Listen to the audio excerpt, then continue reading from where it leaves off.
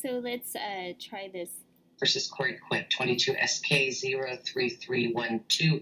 This is a time set for a hearing on a petitioner, Ms. Ng's request for a permanent stopping protective order against Mr. Quint. Parties are appearing remotely by Webex video. Ms. Ng is appearing by video, as is Mr. Quint. So the way this goes, folks, is this. Ms. Ng, you have the burden of proof in this case. You have the burden of proof by a preponderance of the evidence that you're entitled to a permanent stopping protective order. So I will hear from you first after I swear you. You will be able to call any of your witnesses. Mr. Quint, you are entitled to cross-examine those witnesses, but the way we do that is this. If you have questions, specific questions for Ms. Ng after she testifies, you'll tell me what they are. If they're appropriate questions, I will ask them. The same goes for both of the witnesses. You're not represented by lawyers. The rules of evidence do apply in this hearing, however, and I will enforce them because that's my job. The issues are limited to, in this case, whether or not there have been two or more unwanted contacts that have reasonably, subjectively, and objectively alarmed you and placed you in fear. Again, it's your burden to prove, and there's a heightened standard for any contacts that were simply speech-based. Once she has put her case on, Mr. Quint, I'll give you an opportunity to testify and call any witnesses that you wish to call. I am excluding witnesses at this time, meaning if you have witnesses with you, they need to be outside of the room that you are in and unable to hear what's going on this video. When it's time for them to testify, they can come in. So I'm going to go ahead and have you both raise your right hands, please. Paula? Under penalty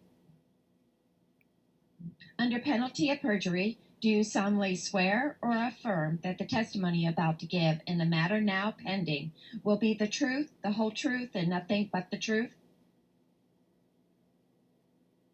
I do. Thank you. Okay, so I'm going to start with you, Ms. Ng. So you have the burden of proof in this case. What can you tell me about your request for this stopping protective order? Thank you, Your Honor. Could you tell me, Your Honor, have you been able to read my filing? I read the petition and I've read the case, so. Thank you so much. I may have additional information if you need more to submit. As recently as 3 nights ago, the petitioner or the respondent was outside my home at 10:30. Let me just stop you there. This hearing is about the petition and the evidence that you submitted. I can't hear evidence outside of that to base the order on, but it may be relevant to the context of the information that you've provided. So okay. Although I've read it, it is not evidence in this case until it's testified to. So I need you to tell me what has occurred that has alarmed you, multiple contacts, what has occurred over the last 2 years, and the reason you're requesting this stopping protective order. I understand you wrote it down, but that's not evidence in this hearing. Go ahead.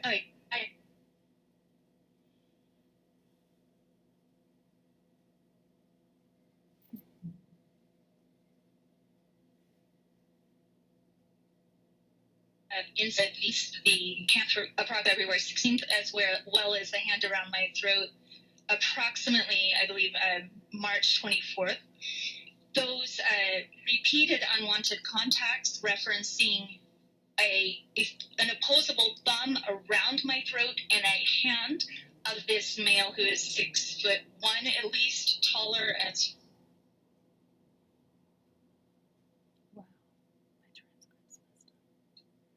Can you tell me how? Can you tell me about that first incident, the 216? Can you tell me how it happened? What happened? Yes. Approximately mid-October, I began attending the Lifeboat facility, including down the staircase where homeless are served, as well as upstairs where persons with mental health diagnoses and an application and references are able to apply to attend as a therapeutic day center. By November, I noticed the petitioner grinning at me in what seemed to me to be an alarming way. I assumed he had a crush on me.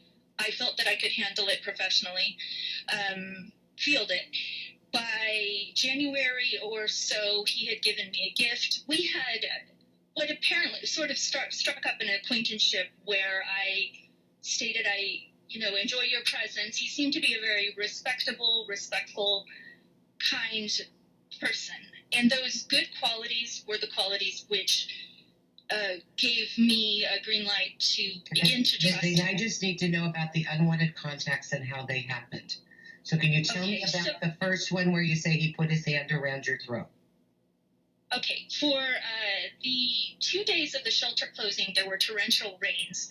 I had a vengeful experience having tea with Mr. Quint. He did say something alarming about wanting to do something violent to his ex. Red flag. I put it aside. I allowed him to take shelter instead of in the rain, cold, with no food or bed, to take shelter at my apartment. I was at that time afraid of Benjamin Pickering, who, as you know, had almost broken my neck in 2016.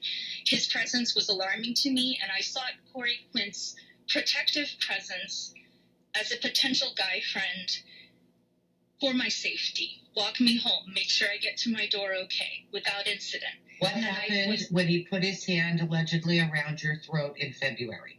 Tell me about that. That's all I need to know at this point. I to sleep at my apartment for the 2 nights of closure. Provoked with no cause of my own, he put his hand around my throat. He was lying down. I was lying down. It was a non-sexual, platonic sleeping arrangement, I thought. And I cannot say what exactly his motive was in putting his hand around my throat, but I interpreted it to be a multifaceted intimidation, threat of homicidal violence, possibly some kind of erotomania or sexual sadistic fetish. I felt extremely alarmed. My PTSD flared. I did not fight. I did not flight. I froze in a panic. I was able to get up and go to the bathroom. Luckily, my weak bladder caused me to need to pee. I made a cup of tea and changed the subject. And I thought as he was doing it, oh no, you're going to have to speak to police or authorities about this hand around my throat business. I allowed him to continue sleeping. After he slept, ate, probably showered, recovered from the horrible toil of homelessness, we picked up some clothing at a vintage shop that was being donated for the homeless. And I put it aside, hoping that I could have the talk with him when I was capable and competent of knowing how to broach the subject. What's up with that?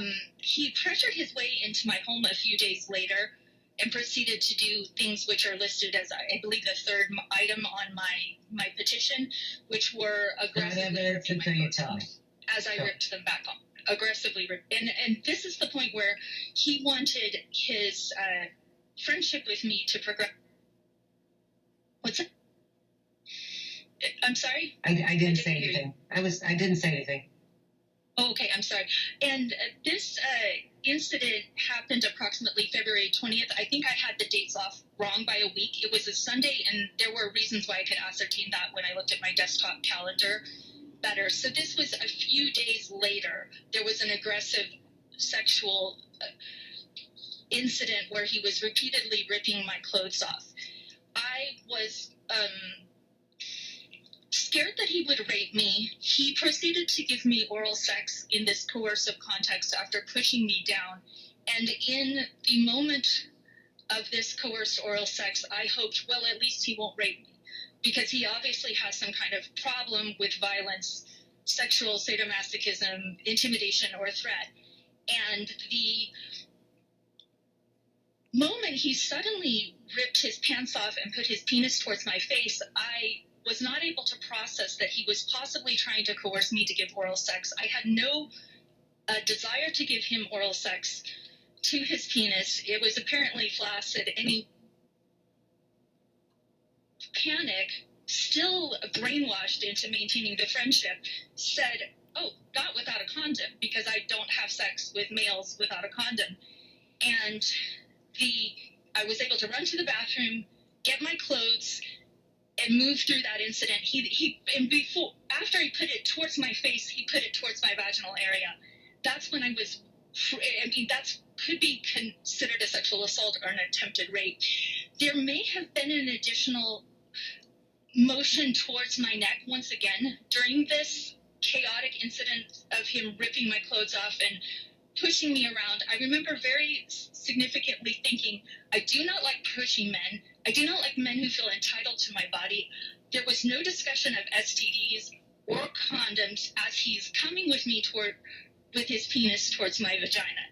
When I put my clothes back on, I, being raised to be very diplomatic, possibly accommodating towards male violence and male abuse, said, oh, I'm not very good at sex, as if I have a problem with sex. And that was my way of gracefully negotiating, with what could have been interpreted as if nothing else, a clumsy sexual interaction that is completely one-sided and not consensual, and very aggressive and very intimidating after this hand around the throat motion. And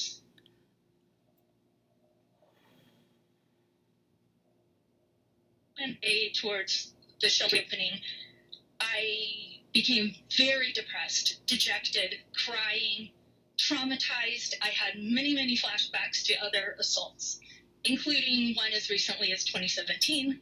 Were there any other unwanted contacts by Mr. Quint other than the two you've just described? Yes, there was then the hand around my throat in front of George Carge, and that's when I was able to stand up for myself with when did that occur, and tell me what happened?